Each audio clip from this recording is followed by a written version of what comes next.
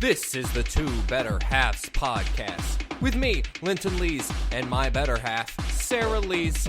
In this podcast, we take one topic and split it into equal 15-minute discussions. One led by me, one led by the old ball and chain. You can find us everywhere you enjoy podcasts. That's Spreaker, SoundCloud, iTunes, Google Podcasts, Spotify. We're even on YouTube. And be sure to follow us on Facebook for polls and discussions. Let's go!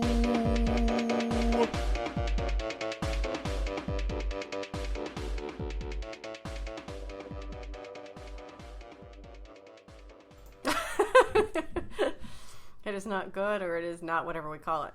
It's not good. We call it a chit-chat. The chit-chat portion of it. But it is not good. We've chitted and chatted too much. There's nothing left to chit or chat. Well, last week's chit-chat was good, but we kind of cheated because our last week chit-chat was also on topic as to what we were talking about overall. So it's kind of like, I don't know. I felt kind of bad for it. It was cheating. It was giving us more than our 15 Well, minutes. we weren't planning it. It's not like before it started, we were like, hey, let's make sure our chit-chat is about Black Lives Matter. I know, but we're big cheaters is what you're saying, and it's just in our nature. And even when we're not trying to do it, we do it anyway. What do you want to name this episode? Because it's not just covering spanking. Discipline? Is it discipline? You want to call it discipline? Yes. Okay. We'll call it discipline. Even though some of the stuff... Well, shit. Now, look, we're doing the one thing we're not supposed to do. Well, I just didn't know what to name it. Cause punishment? On the punishment, I think discipline fits best since it's more specific about parenting. Okay. That's fair. Punishment doesn't sound like... I don't know. When you hear the word punishment, what is the first thing you think of? I think of, like, criminals locked up. I think of the book Crime and Punishment, which I think is about criminals. I've never read it, so I don't know. Wait, that's what you think about the book? That you don't know? Yes. And when I hear discipline, I think, like, how you would do a child. That's fair. What makes you think of, like, sex stuff? What? Like, sex stuff. Like sex stuff? What? Like just sex stuff in general? Sex? No, like, you know, all that BDSM stuff. BDSM? Yeah, but what SM? else? Yeah, but that stuff is so specific to sex. Punishment and discipline were, okay, so what does that make you think of in relation to other things? Naughty. Naughty, yeah, I would think so. Yeah, but naughty is... That'd be a reason you would get... I don't know. If you were describing a rowdy sex... This is all on topic. God dang it. We're terrible at this. My apologies. It's because we're all chit-chatted out. We have nothing else to talk about because sure we're around do. each other all day long. How was your Father's Day? My Father's Day was good, but I'm not a father. How was your Father's Day? Well, it was pretty great, actually. What was the best part? The best part was probably... Wow. Deadpool 2, was that on Father's Day? Yes, that was on Father's Day. Yeah. Watching Deadpool 2, that which was surprisingly delightful. I liked it more than the first one. Yes, I liked it a lot too. It was charming, but irreverent, and silly, but serious, and didn't take itself too seriously, but I don't know, it was great. I loved it. Yeah, Deadpool 2 was super fun. That and playing Madden against each other for the first time in years and years and years and years. Yes, definitely a long, long time. Probably since we went to my dad's house and played with Christopher. I'm much better. Yeah, Sarah's better. She beat me on Father's Day in overtime. 23-17, I believe. Yes. So she was the Chicago Bears, and I was the Dallas Cowboys. The who now? What? The Dallas Cowboys. And Sarah's parents watched us play, and my best boy, Stuart, watched us play, and they got really into it. My father, I don't think, has seen a game like that in a long time, and he just kept marveling at the graphics and how realistic it looked. It looked great. My mom came in at one point and she was like, wait a minute, are you guys playing this? Like, she didn't even realize for a second that it was a video game. I threw 4 interceptions, and you threw 4 interceptions too, or 5 and 5? I don't know. Or maybe 6 and 6. There was a lot of interceptions. I know it was the same amount. I got a smartwatch, so I have a smartwatch now. Is it smarter than you? Everything's smarter than me. No, that's not true. I could have a raisin on a rubber band around my wrist and it would be smarter than me. And you'd probably have sex with it more than you have sex with me. Both unfair, but sure, go ahead. How's it unfair? Have you seen a raisin on a rubber band? I haven't, but I've seen raisins. Mama. Is that cultural appropriation? To say It's totally not even appropriate. To say Aichi Mama about a rubber band raisin? No. Rubber band raisin, wild as the Taliban. That's probably also not appropriate. Scotland was a lot. She was kind of a jerk on Father's Day. But that's what kids do. They ruin everything that's good in the world. That's why I want another. I think she just is, she's used to being around other people and being able to spread out her attention amongst multiple people. And right now she's craving That's not fair, though, because she was more annoying on Father's Day than the other days. Yes, but I'm just saying it's the build-up. It's the fact that she hasn't had that. Rookie would like to be noticed. Hey, Rookie, I don't want to put you outside. Be nice. Other holiday this weekend, we had celebrated our first Juneteenth. We did, and that was delightful. Wow, so I asked you about your fun. Father's Day, and you're like, it was good, I guess. Because it wasn't about celebrating me, it was about celebrating you. Oh, but Juneteenth, about black people's freedom, is about you? No, it's not about me, but it was something I had never experienced before, and the event did a great job of making it really be about the community, and they certainly were trying to enlighten us and expose us to things that were, culturally African in nature, and some things about, the first African Americans that had been brought here in slave times, and did a lot of historical things that I thought were interesting. But then after that, they really just did a good job of making it be about the community and really having everyone come together and just enjoy the company of each other. What's something you learned during Juneteenth that you didn't know while we were there? They did a lot of history. They had one gentleman that came that played one of the African drums, and he did a bunch of history about the drum and the significance of the different patterns and rhythms and why certain things need to be played certain ways, and I had not known any of that sort of specificity. Yeah, that was. And the fact that there is the national anthem, the Black national anthem, I did not realize that was a thing. Yeah, that was cool. It doesn't sound like an anthem whatsoever. It sounds like a song, but maybe the version we heard was just very much... Like if you hear a pop singer cover the national anthem, it usually, the United States one, it comes off as an annoying rendition of them trying too hard. And maybe that's what that version was. Like I didn't like the song, but it was really cool to find out that was a thing. I enjoyed that. Anything that you learned specifically? Yeah, I learned that. That was a thing. I learned about the water ceremony where they would spill out a little bit of water and talk about the different black people in history that they want to remember. That was cool. That was cool. I liked that. Just people calling out names and stuff that made a difference. That was neat. I heard a couple names that I'd never even heard of before. So, yeah, that was cool. What'd you like more, Juneteenth or Father's Day? Probably solely because Scotland was so much better behaved, I would say Juneteenth. I'd say Juneteenth, too. She was very engaged with the other kids that were there and kind of just let us be able to have some time and do our own thing. And the way that the park was set up, it was easy to be socially distanced from others, but still feel like you were a part of something. And it was easy to keep an eye on her because the area was so closed off that it was very easy to tell if where she was and if she was in sight without having to be hovering over her every second, which I always appreciate. And they invited the local Coweta County Police Department there, and so they were there. They were set up. Our daughter made best friends with a older cop lady, and the fact that cop was super sweet with Scotland made me like cops a little bit more, just a little bit. But she was really, really great with Scotland. And they definitely picked the right police officers to put at that table because they made an effort. They didn't just stand off to one side. They came and they really engaged and were talking with people and really trying to integrate with those of us who were there at the celebration, as opposed to making it feel like they were just standing there watching us and waiting for something to happen. Don't give up. You're a singing mood tonight. Yeah, I would.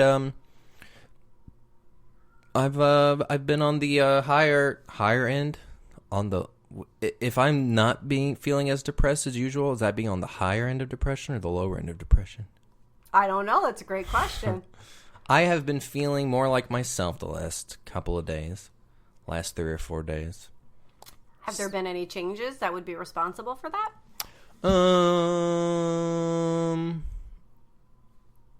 No. I mean, no changes. No medicine changes. I tried to get changes in my medicine. I didn't get one. I'm still so sleepy all the time, but I think that comes from the diabetes. But I've actually enjoyed doing things. And singing is one of those things I enjoy doing. My apologies. No, I love it. I was just noticing something that was unusual, and you're not usually quite so singy, and so I was acknowledging the fact that it was something different.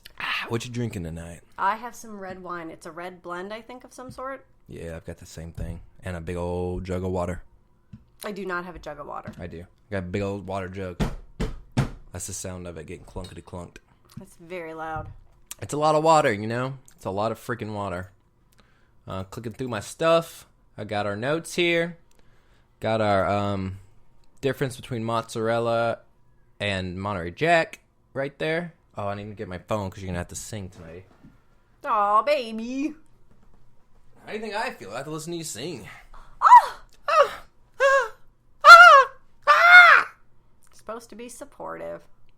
Not on the podcast. It's supposed to build me up. You're supposed to be my better half, yes, on the podcast.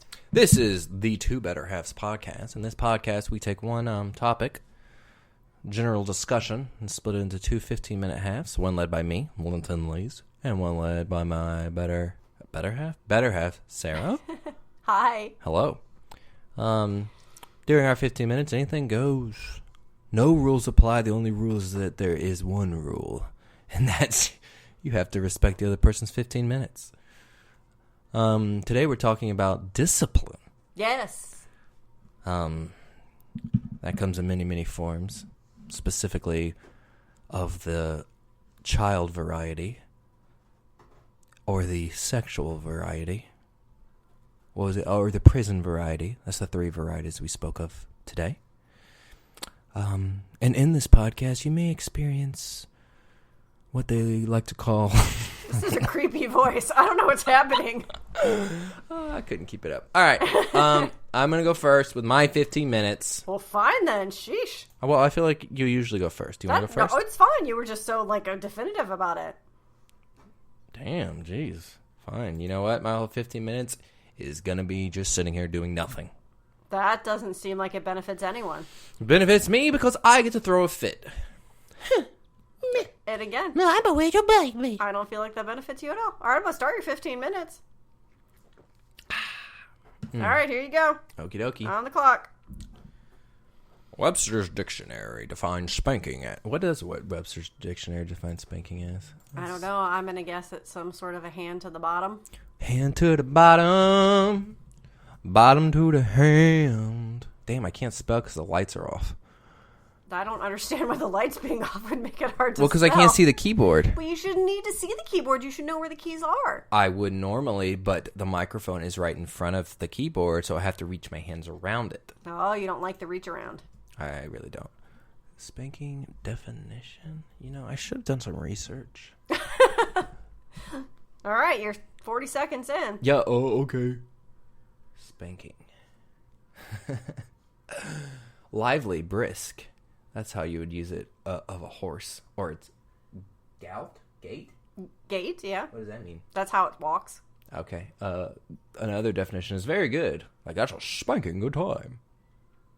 An act of spanking, a sharp slap or blow to the buttocks. Usually with the palm of the hand. See, hands and butts. I was right. Hands in butts? That is not what I said. That is something entirely different. All right. I really don't want to be serious today. Oh, God. Well, then don't be serious. Okay. Well, I'm going to let you be serious. Okay. Spanking. Yes. By an adult to a child. Yes. It is currently legal. Yes. Should it be legal? Should it be legal? I mean, I personally don't like it. I don't think that it is a helpful tool. I don't think it is any more effective than other ways of disciplining, and in fact teaches a child when they're angry to use violence as a solution to their problem. So I really, really, really don't like it. So should the government get involved? But that's where I'm also very anti-government involvement in things that don't matter. Don't matter. The hard thing becomes that there's a very big difference, especially when a kid is in diapers, between swatting them on the bottom in a way where they feel that you've touched them, but they are not going to be in pain, versus hitting your kids to the point where they're bleeding or there's welts but where's the line, right? So it's hard to say that it's all right to hit your kid in these circumstances but not in these, and where does that line fall? So I guess from that aspect, in terms of enforcement, just making it illegal would be better than trying to delineate the gray line between what is inappropriate use of corporal punishment and what is crossing the line into child abuse. Okay, so where is the line that it becomes illegal? It's got to be a bruise? No, that's what I'm saying. I'm saying given the fact that it's so hard to tell where that line is, then yes, I would say that it should be illegal. I know, that's what I'm hearing. I'm hearing you say that it should be illegal, but you also mentioned that a swat when you're still in diapers is good. I didn't say it was good. Okay, it's not good, but it's not the same. So are you saying that should be illegal too? Like if you see someone pat their kid on the bottom because they're trying to run in the street, that they should be arrested? Again, arrested is not where I would That's go. how illegal things work. Not necessarily. You're going to write a ticket. I'm going to write you a ticket. Yeah, and then when there's a certain number of warnings, then it escalates into something that's more severe. Okay, so how many times a child being spanked is then... So how does this work? You have just been able to push through this law that makes it illegal. What are the specifics? Let's hear about it.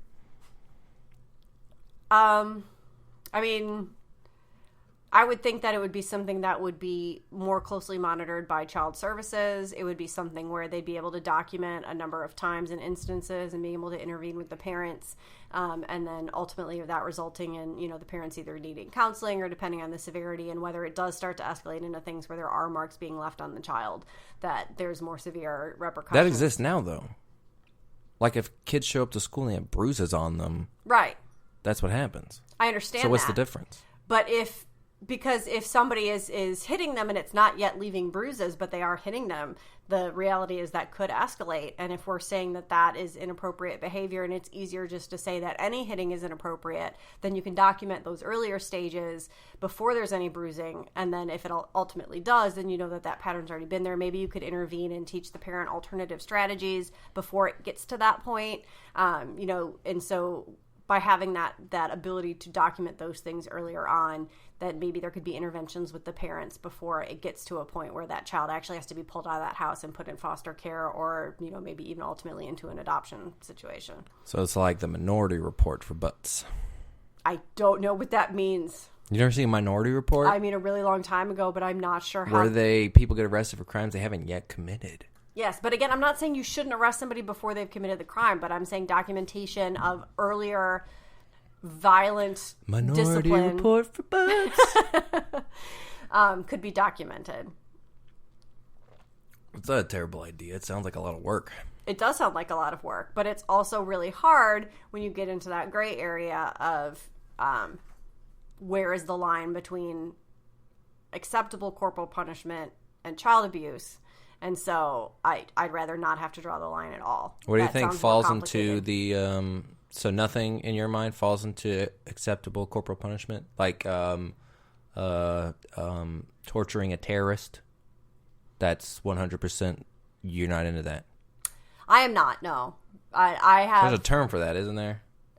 I don't think they call it torturing a terrorist. No, I think there is another term for it. I can't think of it. I haven't watched 24 in a couple months. But as much as I appreciate the need to protect people and citizens, and that there are terrorists out there and there are people who do horrible... You appreciate that there are terrorists out there? You know what I mean. No, I understand. I'm clipping. The way I'm going to clip this and make the preview, it's just going to be you saying, I appreciate there are terrorists out there, just looped. Bum, ba, ba, ba, ba, ba, ba. You in a good mood. You're trying to be all feisty with me. Someone's got to be feisty. Do they? So, no torturing. No, I feel like that's a human rights violation. I feel like there are limits, and I feel like even if you're justifying behavior because it's the right circumstances, it's still going to lead to a lot of psychological issues for the person who's responsible for delivering that. I think there's times where you can do it wrong or make a mistake, and maybe you have the wrong person. Maybe they don't know what it is you're trying to get out of them. And so it becomes so difficult to weave through that complicated psychological issue that I don't think that the information is worth the cost. Okay. So thus far we've established that you don't support any form of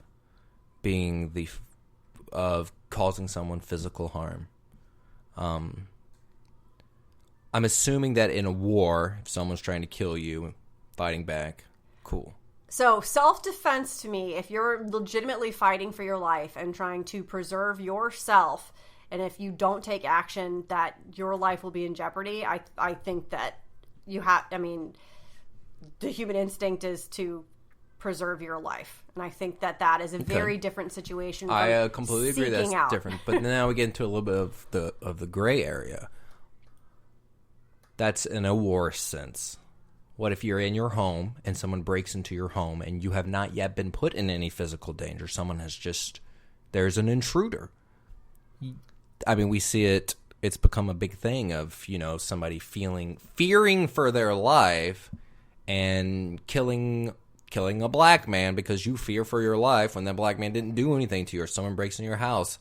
And so you shoot them because they were going to come steal a necklace. You have your stand your ground laws. Where does all that fall into all this? So I've never been in that situation, so it is hard. Well, you've never been. No, I understand that, but I'm saying torturing a terrorist either. I would hope. But I'm saying that even though you support them, yeah. Well, no, of course you wouldn't torture them. I understand that someone who's been in that situation may feel differently, but my overall opinion on anything like that is incapacitate before going to kill someone. If someone broke into my house, is there a way for me to knock them out? Is there a way to make it that where they can't walk? All of those would be my first options. I would not resort to a kill shot, for lack of a better word, as my first option the second I felt threatened. That would not be my instinct. I've never gotten in a fight. Well, we're not talking just about killing someone. We're talking about initiating the physical harm has sort of been what you've been against all along. So I'm saying someone breaks in your house, someone comes up and starts yelling at you in public, someone might have a gun somewhere on their body, we don't know. So legally speaking, it would take a lot for me to feel like I was legitimately being threatened. I feel like somebody would have to have a weapon that they were aiming at me, or someone that I loved, they would have to be moving towards me in a way that was clear that they were going for a punch, a hit, to grab, to whatever, that they were starting it. I in my life, I've never been the one to instigate violence. I don't get violent when I'm angry. I don't get violent when I'm scared. I don't get violent when I'm upset. So I find it hard to believe that my instinct when somebody was just in my house would be to immediately go for the violence. Honestly, my first instinct would be to run. That's just, I know that would be my first instinct, would be to run. But if I felt like that wasn't an option, it would have to be they had a weapon pointed at me, or they were coming at me in a way where I knew that they were about to hit me, or they were trying to subdue me, before I would retaliate with any sort of violence. And do you also believe that other people should follow that as well? Yeah, or do you think it's a different case for others? Just because this is what you would do you think? Like we said with, okay, you don't think we should torture terrorists. You don't think that we should spank our kids. Do you also think that for other people, if somebody breaks into their house, they should run unless they have a gun pointed at them? I do not think your first reaction should be to aim to kill. I don't think that should ever be your first reaction. I'm sorry. I know, but if they've broken into your house, if you feel like you are in danger and you feel the need to protect yourself in some way, again, I can't imagine a situation, and I can only be in my own head, but I can't imagine a situation where you feel the need to strike out with violence first before anything has happened in such a way to make you feel like your safety should be in danger. And somebody just standing there, even if they're yelling, even if that's not a danger to you, unless they have a weapon pointed at you, or unless they are coming at you and they're starting to do a blow, you can see their arms swinging, you know that's coming. you're only escalating the situation by reacting with violence, in my opinion. Because then they, of course, are going to react with violence, even if they weren't going to react with violence in the first place. Because your instinct, once you've actually been hit or something like that, is to defend yourself. You're not just going to lay there and take it. Nobody is. Your sense of self-preservation is going to kick in. So the second you move in with violence, you have just escalated the situation. And I think that it's easy to say in a level-headed, calm situation, but being the first one to move towards violence is only going to make the situation worse. No, that's completely fair. So just because I like nailing down the laws that you would have if you ruled the world, if someone broke into your house, legally speaking, if you got to decide this either being legal or illegal, if someone breaks into your house and you did initiate the first attack, physical harm in your own home, that should be illegal. I think it should be illegal. I think there should be a difference between if somebody has trespassed and broken onto your property and you've resorted to physical violence versus somebody points a gun. Yeah. Or you're in a bar and somebody yells at you and you escalate to physical violence, or you're a police officer and you escalate to physical violence. Different situations should be held to different standards. Yeah, I was trying not to get into the whole police officer thing too much. Well, and I think that is very. And that's fine. But I mean, like, if you're a guy in a bar and somebody starts yelling at you and you would throw a punch at him. Whoa! Do only guys throw punches? No. Right, quick. I use the term guy. Whoa, I say right you quick. guys all right the time. Right quick. My 15 minutes, girl. I'm about to bite you. No, you're not. No, I won't.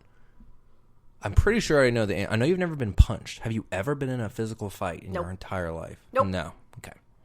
Cool. I've never thrown anything when I was Has anyone mad. challenged you to a fight before in your entire life? Been like, oh yeah, let's fight, and then you were like, no, and you ran away? Nope. Nope. So never even been presented with it. Wow. Nope. Perfect little life. Perfect little rich girl life. I mean, I wasn't a rich girl. I grew Living up in a trailer, but okay. You grew up in a trailer, or you lived there for a little bit? I know the story. You did not grow up in a trailer. Okay, well, I lived in the trailer until I was 6, and then I lived in a duplex. I don't even remember what happened before I was, 9 years old. I'm sure you do. I don't. I Okay. blocked Well, out all those memories. I remember a lot before I was 9. Well, okay. You did not grow up in a trailer. Don't try to trick our listeners. Okay, well, I didn't live a rich girl life either, so don't went try to trick our listeners. From a trailer to a mansion. We all know that. I've never lived in a mansion. That is factually inaccurate. Well, we know what Sarah's America would be like, and it is one of peace and people being taken advantage of. How much time do I have left? 30 seconds. Well, there's no time for the song. Sorry. We spent all that time. God, what a waste of 15. You did not set it for 15 minutes. I did set it for 15 All right, minutes. start singing I'm a Slave for You by Britney Spears. Quick. Quick. I may be young, but I've got feelings too. And I need to do what I feel like doing. So let me go and just listen. All you people look at me like I'm a little girl. I need, the chorus. I don't know You need, this part. to sing and stop wasting my last... you ruined it. You didn't sing the whole song within 30 seconds. I mean, that was never going to happen. No, it wasn't. Thank you, though, for trying. If you guys want to hear Sarah sing the full Slave for You on video, make sure to comment and let me know. Can I karaoke it with, background tunes? I'd be so much better if I had some backing tracks. We can karaoke. We can start doing every week Sarah karaoke. That'd be cool. And it's two better halves, so then I have to do a karaoke of a song exactly the same length. Nice. Because it's got to be better half. That's right. Cool. That was an interesting 15 minutes. It was your 15 minutes. I don't know. I mean, I usually like more personal questions, but something about this discussion made me want to hear you just set all the laws for America.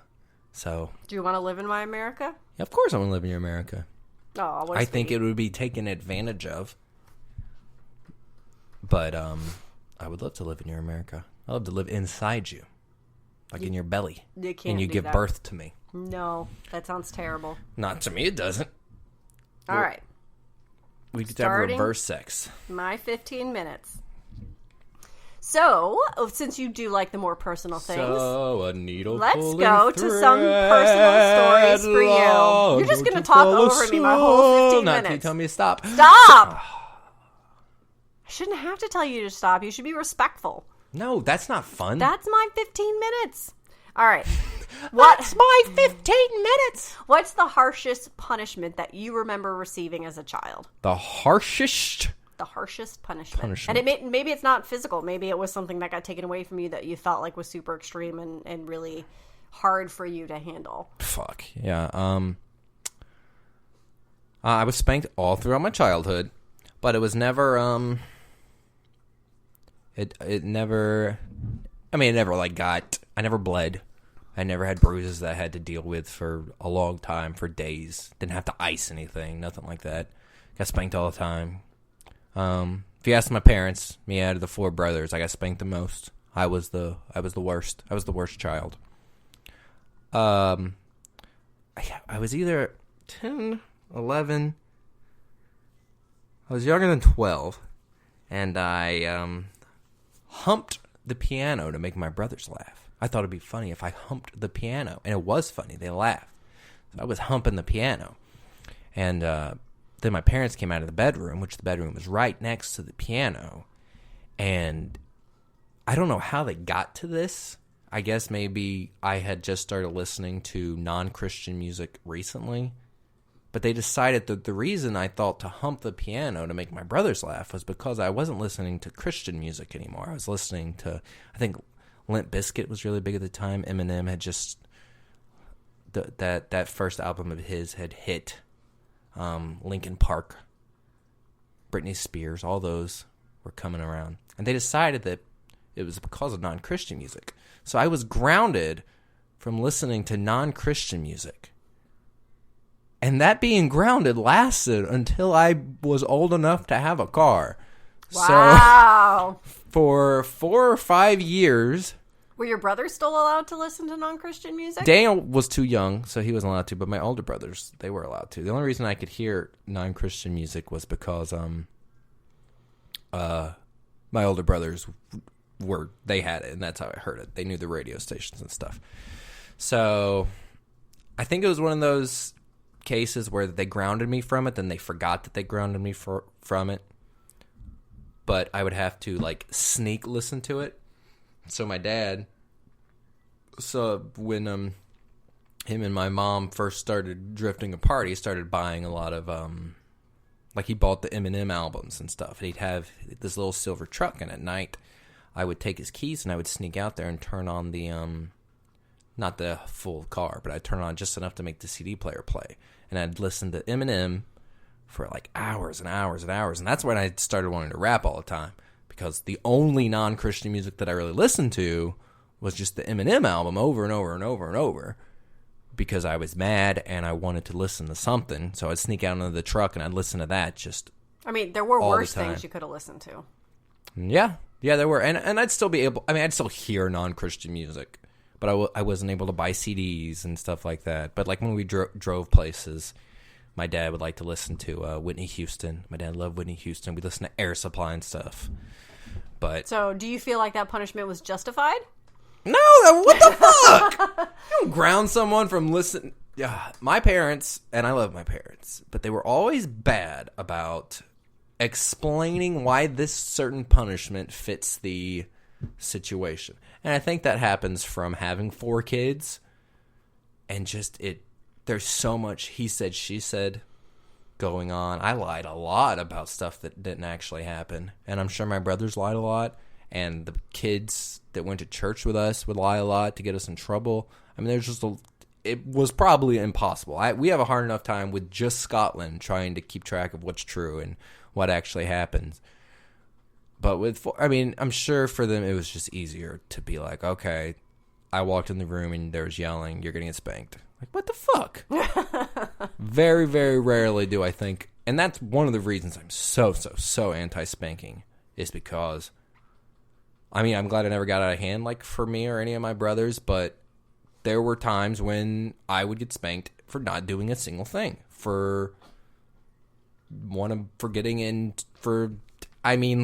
coming into my bedroom and something had been messed up, and me getting mad that it was messed up when I'm by myself and no one else is there. And then that gets me in trouble. And, there are a couple of memories that just stick in my head. And one of them is we were at our church, and this kid was mad at Daniel, and he jumped Daniel and started beating him up. And so Daniel fought back, and I was there, and I was trying to help Daniel. It was a much bigger kid. But then the bigger kid went and told my dad that Daniel was trying to beat him up. And Daniel rarely got spanked because he was the youngest. And he was going to get spanked. And I was so mad at my dad that he was going to spank my little brother. And I kept telling him that, no, that is not what happened, that kid was lying. I volunteered to take the spankings. That is not something that brothers usually do, but he wouldn't let me do it. Aw, you love your little brother freaking so shit like much. that. It's stupid. All right, well, so as you mentioned, you're obviously anti-spanking for our kids. So what do you think in terms of, if you think back to the punishments that you've had to exert for something that you felt that they did that was wrong, what do you think was the most effective punishment? When was the time where you were like, you know what, I think they actually learned their lesson from this now. I think they know that they shouldn't do that again. Probably nothing with Skyline because she's still so young. It's hard to see any of those advantages, anything changing. Harper told me he hated me once because I wanted my phone back because we were all going to go eat dinner. I wanted him to eat dinner with us. And he told me he hated me, so I told him, all right, fine, you're not going to be using any phones for like a week. And we still talk about it to this day. I mean, that was like 6 or 7 years ago, and we still talk about if Scotland says she hates me because she's mad or someone else says they hate someone, he remembers that happened, and he feels bad about it. And he says, oh, yeah, I didn't mean to say it. It wasn't me. It was Zagor, blah, blah, blah, blah, all that kind of stuff. So something as simple as that. I think punishment, to me, should be kid-specific. I mean, what works for one kid doesn't work for the other kid. There's not just a blanket statement of, time to get your spankings, kids. You were bad. Okay, so a couple of things. One, to clarify, you mentioned Zagor, which I don't think we've ever mentioned before. So Harper, who is my 17-year-old son, about to turn 18, is autistic. And one of the things that he does when he talks about his emotions is that he doesn't have multiple personalities in his head or anything like that. But what he'll do is the bad feelings and the bad emotions that he has, he'll say that Zagor is saying or doing them, and the good feelings are the good emotions he has. He says Sarah Angel is doing them. And it's just a way, I think, for him to sort of be able to talk about those things in a way that makes more sense for him. So that was what the Zagor reference was about. Did you get my TikTok I sent you? I did get the TikTok did you watch you it? sent me. I did watch it. Yeah, it was an autistic guy, probably around his age, does the exact same thing. I thought that was really interesting. Yes, it is very interesting. I think it's hard for them to understand emotions in the same way that people who aren't autistic do. Oh, absolutely. I mean, that's and part so of it. I think it's an easier way for them to be able to compartmentalize and talk about and explain those feelings. I think it Can makes you it imagine? easier. I'm sure it's happened so many times. Fucking parents that spank their autistic kids who have no control over really how that brain works. God, it's disgusting. Yeah, it's very frustrating to me. So why do you think, and you mentioned that, you think it's different for different kids. So why do you think that particular punishment was so effective for Harper in that instance? Why was that the thing that was able to drive home the message? I mean, because that was what the whole thing was related to. The fact that he could feel the emotion, what he associated with hate, based on the fact that he could not watch a couple of videos on a phone for an hour.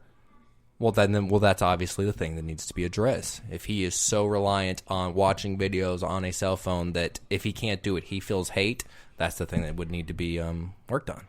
I mean, be like, oh, here, keep your phone, but you're not allowed to go to Dairy Queen for a week. Or, all right, that's it. I'm going to beat you with a belt for 5 lashings. Lashings. The fuck? No, I mean, I agree with you. I try to make it specific to the situation. Like, if the kids refuse to clean their room, okay, they lose the things that would make it where they enjoy being in their room. Yeah.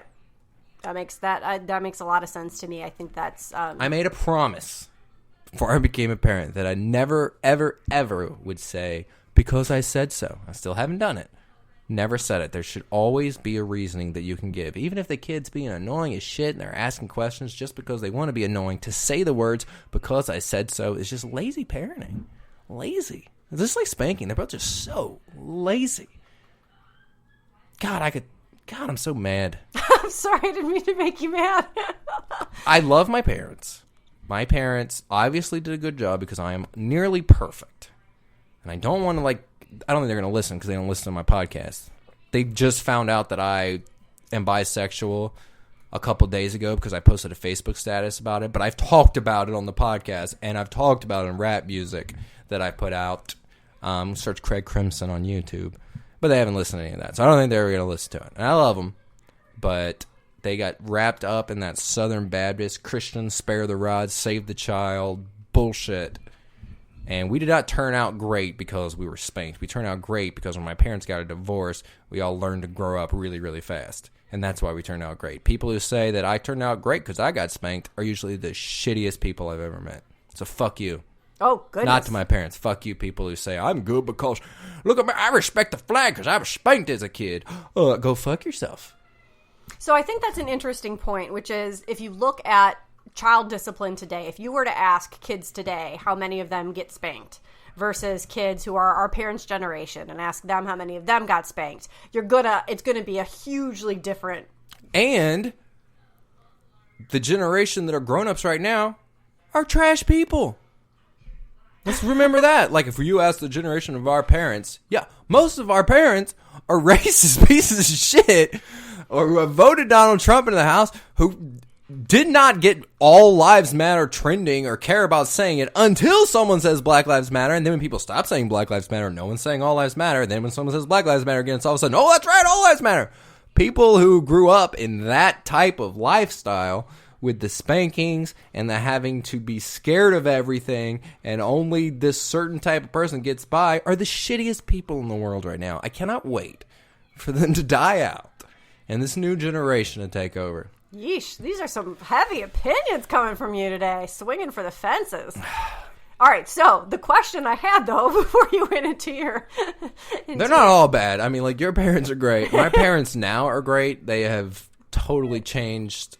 And guess what? Neither of them go to church anymore. I was going to say, when you tell me stories of your parents when you were a kid, it's surprising to me because when I talk to them now, they are very different people. They got wrapped up in this stupid shit, this stupid Southern Baptist way of life. And I don't blame them for it. It's what everybody did. Okay, so, but back to the question, which is, why do you think it is that we see that dramatic change in how parenting, like, what is acceptable, right? Like, it used to be back in the day, if you didn't spank your kid, you kind of got looked at funny by other parents. And I would say now it's the opposite. If you did spank your kid, most parents would probably look at you kind of like, really? That's really? your approach? You're a piece of shit scumbag? So why do you think that change has happened? You know, do you think that there's been anything in particular that would sort of push, you know, from really just one generation to the next, this really divergent move away from corporal punishment? I think it's the same reason you have so many things mattering now that didn't matter before. And it's because the world of communication is so different. I think people felt like, why the hell am I getting spanked by my parents, and then when I move out, no one's running around. It's completely illegal to be doing this. Why am I getting spanked when I didn't do anything wrong, and I know I didn't do anything wrong?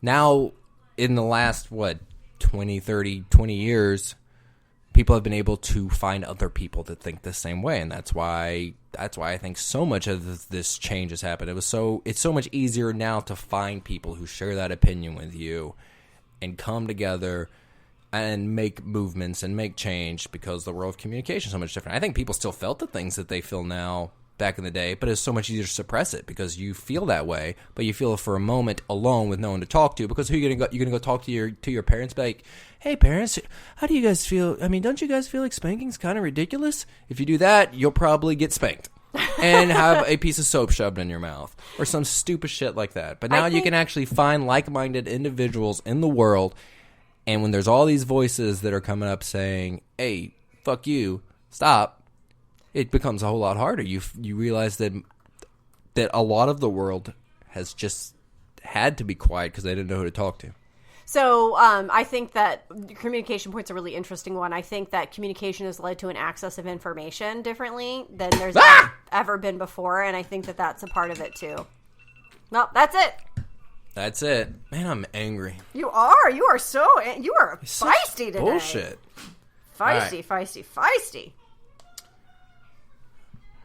I apologize if anyone can hear the tablet coming from the other room. Our daughter has walked downstairs. I'm going to have to spank her. No, you're not. All right, we have a comment sent in from a mutual friend when we asked if you were spanked or disciplined as a child. I got permission to read it off. I'm going to read it off and we can discuss it. I spanked so much as a child. Many yardsticks and wooden spoons were broken on me. Willow switches left welts for weeks. One large peeled and curved maple branch actually sliced my leg open. Hit with hands, belts, extension cords, a rope with a knot tied in it, a rolled up pair of wet jeans, etc. So much, all while being yelled and screamed at, sometimes by both parents at the same time. Often made to drop my pants and take it on my bare bum. Yep, definitely. That's how my life was. Until age 13, when I moved out, I eventually trained myself to work through the pain and humiliation, to stop crying and begging for them to stop, and to start laughing. The laughing and asking for more because it felt so good. It didn't. I abhor violence and have no interest in being spanked as an adult, nor did I ever want to spank my daughter. Man, this has got me messed up inside. How does that make you feel? It makes me incredibly angry. I think, obviously, I'm anti-spanking, anti-violence in any stretch of the imagination, but there's two things in this that particularly make me incredibly upset. The first one is, you're introducing weapons. There's no other way to say that. You are bringing weapons into a way to punish your child. That child who is half your size, if not less. It is appalling to me that someone would think that it's appropriate to use a weapon on their child, regardless of the situation. The second thing that makes me really upset is the yelling. Because part of the thing I think that makes punishment effective, when you were talking about working with Harper and it was an explanation of here's why I'm upset, you're able to calmly have that conversation, explain your reasoning, explain your justification, explain why this behavior isn't appropriate. And that had more impact on him because he was able to tie that to something, right? Here's how that made me feel. This is why it's not a good thing to do. This is why this would be upsetting. Letting him see it from the other perspective, have the whole picture. That's what leads to lasting change for people. If you're just yelling at someone, one, you're not conveying anything effectively when you're yelling. You never are. When you get to yelling, your emotion is so high that you are not effectively conveying your side of the story to anyone. You're only putting them on the defensive, and they're not going to hear anything you're saying. And then two, if you're at the point where you're yelling, that means you're emotionally out of control. If you are emotionally out of control, you are going to be hitting someone in a completely inappropriate way. It is going to be that escalated. When you are highly emotional, everything is supercharged, and that's going to be including how hard you're throwing your fist, how hard you're swinging a branch, how hard you're doing anything. And so that makes me sick. It's disgusting. I know that this individual came from a very religious background, and I know they ended up having a really good relationship with his parents. So I don't know which side that helps back up, because I know there are still people who very, very, very strongly believe in spanking. I love the fact that he realized that he could fuck it up by pretending like it felt good and stuff. I don't remember what age I was, but when getting spanked with a wooden spoon once, I broke it with my hip, and I thought it was so funny that I was able to break it with my hip. And I made a big deal about the fact that I broke it with my hip. And so if they were going to spank me again, I was like, yeah, well, I'm just going to break it again. And that's my last memory of getting spanked, is the broken spoon, and then it sort of just faded away after that. So but if you are someone who is getting disciplined in that way, I certainly hope not. But if you are, let us know. And I personally will come after the parents for you, because I ain't got time for that shit. Well, thank you for sharing, by the way. Who? Whoever it was that shared that. Oh, yeah. It's publicly on our Facebook page if anybody wants to go check it out. Great friend. One of my favorite people ever. He did turn out fantastic, but I know from talking to him that there was a lot of shit like that in his life that was hard. So, all right, guys. What do you want to throw out as a topic for next week? Gosh, so many things. Something good. I'm trying to think about something that we talked about but didn't talk about. Do you have anything? Do I? Do you? Do I? I don't know. You made it sound like you did. I would talk about... The power of electronics on relationships. Oh, that's a really good one, actually. Okay. Well, do you want to just talk about that next time? I mean, Or do you want to do a poll? we can. What do you have to throw in the poll? Autism. Autism? Yep. Okie dokie. You got one of those two to vote on. Be sure to follow us on Facebook, Instagram, Twitter at Linton Craig now. It's not Linton Lees. I changed it to hide my last name. You can find us on SoundCloud. That's our most popular source. You can find us on Spreaker. That's who hosts us. Apple Podcasts, Spotify, YouTube. Goodness, I don't know what We're other all podcasts. over the place, man. We're big time. I think we're everywhere that you can find podcasts. Be sure to hit us with 5-star reviews or whatever your honest review is. Let us know if you want to hear Sarah sing Slave for You on video. Stay tuned after this next little singy song for a special game of, I usually call it FMK or Sex, Marry, Kill, but I've already said the F word so many times now. It's true. So, fuck, Marry, Kill, featuring Angel, Edward Cullen, and Bill Compton. Vampire Edition. Love you guys.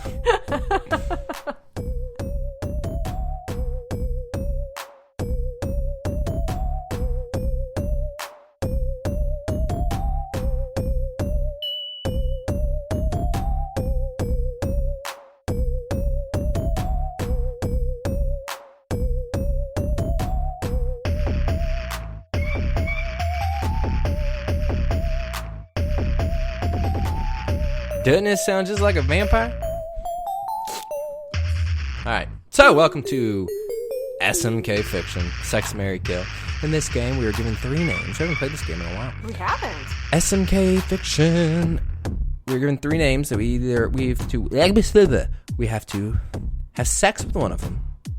We have to marry one of them. And if you marry them, the traditional marriage steps go along with it. So you can't abuse it and be like, I'm going to marry them, but we're going to live in a different room and never talk. No, you're going on dates. You're sharing the same bed. You're trying to raise kids together. It is a traditional marriage, which also means not that much sex. Am I right, guys?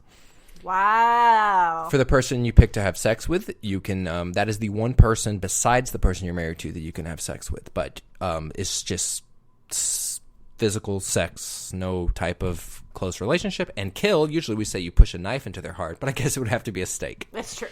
You will have to push a stake into their chest. Again, we have Edward Cullen from the Twilight series, Bill Compton from the True Blood series, and Angel from the Buffy Angels series. Right quick, how would you rate those 3 as far as just your favorite characters? Because I know you and me both fucking love vampires.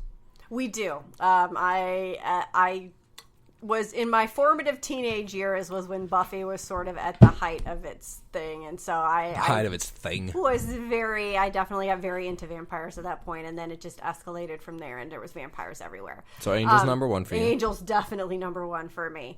I would say in terms of just overall enjoying the character and watching the show, then I would probably put Bill Compton next, number 2. And then Edward Cullen last. I would probably go Bill Compton first. Just character-wise, he's just so great. That voice, the suke. I mean, that sticks in your... When you think of Angel, you don't think of him saying Buffy. But when you hear Bill, it's just suke. And that voice, and great. I think Angel needed the really, really strong supporting cast to be as cool. Angel would be second, and then third, Edward Cullen would be third. All right, so let's get into it. Sex, marry, kill. What do you want to start with? You want to go ahead and kill one off? You want to go ahead and marry one?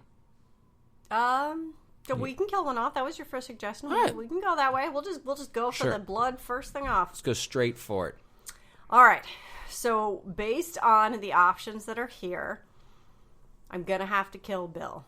What the hell? I know. He is a little bit toxic of a relationship for Suki, especially if you read the books. He definitely is. This is bullshit. Is a very toxic sort of fellow. It's called love. Very violent. Am I toxic? There's a lot of violence that happens around him. Wow. It would not be a safe environment for anyone. So, sorry, Bill. That's bullshit. I agree with the last part of it, and that's why Angel would be the one I'd have to kill. He's so powerful, though. Like, when he is strong and he's evil, what does he call himself? Angelus. Like, when he's getting into that type, he's like, if he's so powerful. I feel like he is. I mean, Edward Cullen's a little puss baby. He doesn't. His thing is not about being super strong. Same with Bill. Bill's thing is not so much Bill is this super powerful vampire that can cause us harm. If we keep Angel alive, we're fucked. He's so powerful. I don't trust him.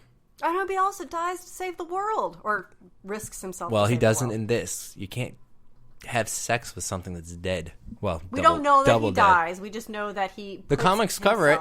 He does not die. So I read the comics. I bought it. I bought the thing for you. You never read it? I read the Spike one. Oh, the Spike one. Yeah. I bought the Angel one for me, and I haven't read it. I mean, I've read it, but you haven't read it. All right, we'll move on to Mary. All right. You've got Bill Compton and Bill Compton left. I don't. Bill Compton's Two Bill dead. Comptons. He's No, gone. he's alive. Dust. He's dust in the wind. That is so mean. All right. I'm not a huge fan of this choice either for some reasons, but the safest choice when it comes to having a family and raising kids and not being in mortal danger every second of every day is Edward Cullen. Yep, so absolutely. Go to marry Edward. I am right there with you. I think a lot of it also has to do with the fact that in his universe, which is what we're pulling from, it is easier to be a vampire. You don't have the sunlight killing you thing. Yeah. I mean, he doesn't seem like, besides being in love and having to deal with it, he seems like he has it pretty easy. He's knows how to take care of himself now with it. We should have gotten, what is it, Stefan and what's the other dude from Vampire Diaries? Oh, the hot one that you like so much. Yeah, I don't remember. I can't think of his name. It's been so long. Those are great. Yeah, I think Edward Cullen would be definitely the safest to be married to. I think if we're talking traditional marriages, he's going to try to love you, and if he loves you, he's going to love the shit out of you because that's what he does. He's got a supportive family. I mean, Edward is the one to marry, and he's, considering what I find attractive, he's the hottest out of the three. Oh, he's definitely good looking. He is a good looking boy. And then we know who we're both fucking. Yes, so Angel's left. And I want to hear graphic detail of how you guys are doing it. I mean, I don't know that I can give graphic detail. What is that noise? That's the teeth. Okay, but you're flinging your hands open. Oh, no, my hands? They can't see that. The people at home can't. I can see it, I'm though. throwing my hands up because when you're a vampire... You have claws? I'm not sure what's happening. I'm Wolverine the vampire. No, I would pick Angel. I'm sure a lot of it is because, like I said, I was like 18-ish when the whole season 2 with Buffy and Angel happened, and it was like the first real epic love story. You didn't see your first epic love story till you were 18? But when I was old enough to be like, now I'm going out on my own, and I could find my true love. I thought you moved out when you were 17. All of that, so... Something says not up. Did this happen in the trailer that you lived in your entire life? Oh my god, you're so awful. Well, stop lying. I'm not lying. Did you move out when you were 17 or 18? I mean, I went to college when I was 17. I didn't move out. I still technically lived at home. You lived at home the whole time. I mean, that was my in permanent your trailer. resident address. Oh my god, okay. You know what I'm asking. Just be honest. I am being honest. Your first true love story. Oh god. What was just kind of off topic, what was like the first movie you can remember watching and the love story really hit you? Romancing the Stone. What the hell is that? Because you're young, and this would have come out before you were born. So it's like black and white? It is not black and white. That's a serious question. I don't know what Romancing the Stone is. Okay, movies were not black and white when I was a kid. That doesn't mean you didn't watch a movie that was black and white. I didn't only watch new releases when I was a kid. No, Romancing the Stone came out in the 80s, and it had Kathleen Turner and Michael Douglas in it, and she's an author, and her sister gets kidnapped by this Colombian drug cartel, and so she goes to Colombia to rescue her, and the Michael Douglas character is just like a guy who like makes his living however he can. Oh, I hate Michael Douglas. Wait, is he with Renee? No, Catherine Zeta-Jones? Yes. Oh, she's so hot. Yes. And so he offers to lead her through the jungle to get to where her sister is, and they fall in love, and along the way they do all this stuff, and they fight the bad guys. They take an entire rock and they have sex with it. That's disgusting. My first would be Diamond Dallas Page and Kimberly Page from WCW Nitro. True love right there. Until she leaves them. Me. Wow. Okay. So you and Angel are doing it. Yep. That's it? Yeah, I mean, the thing is that the Angel series, there's a crossover Damien, episode. that's his name from Vampire Diaries. That is his name. Sorry. Where Buffy comes and they get to be together one time. And that's in like the first or second season? Yeah, it's the first or second season. It's early on. And then she's like saying, I'm not going to forget him. She makes it seem like sex with him is really good. Oh my God. Just saying. If you read the comics, I mean, she's fine to move on. If you could have your pick of any vampire from any of the, well, I was going to say works of fiction, obviously, the vampires to have sex with, which one would you pick? Spike. Wow. I didn't even have to. The second one, though, and you don't have to hear all of I can't remember his name right now, but the blonde one that's in True Blood. Eric? Yes. Okay. He would be up there, too. He'd be Eric. highly ranked. Unreal. Yeah. Yeah. All right, well, what's your reasoning for your sex? Sex? It's Bill, obviously, because he's the only one left. This one was mostly just elimination, because I'm already killing one and marrying the other. So... It's not a sweet southern drawl? No, he's not that attractive. He's not that attractive. Civil War history? He's the least attractive out of the three, but he would make a terrible husband. And I don't want to kill him because he's so sweet. And I'm not as obsessed with sex like you are and all your blonde vampires. But, yeah, so I'd have sex with him. All right, well, if you could pick any vampire at all. If it could be anyone, I could pick a girl, it would be Jessica from True Blood, redhead. Yeah. But if it had to be a boy, probably Damien from Vampire Diaries. That's fair. That boy can. He's a hottie. That boy can fucking go. I really like the werewolf boy in that show too, but he's not a vampire. He's not. If you had to fuck a werewolf, why would you do that? I don't know, but Remus Lupin seems like he'd be pretty hot. Ew, he's old. I mean, I'm old.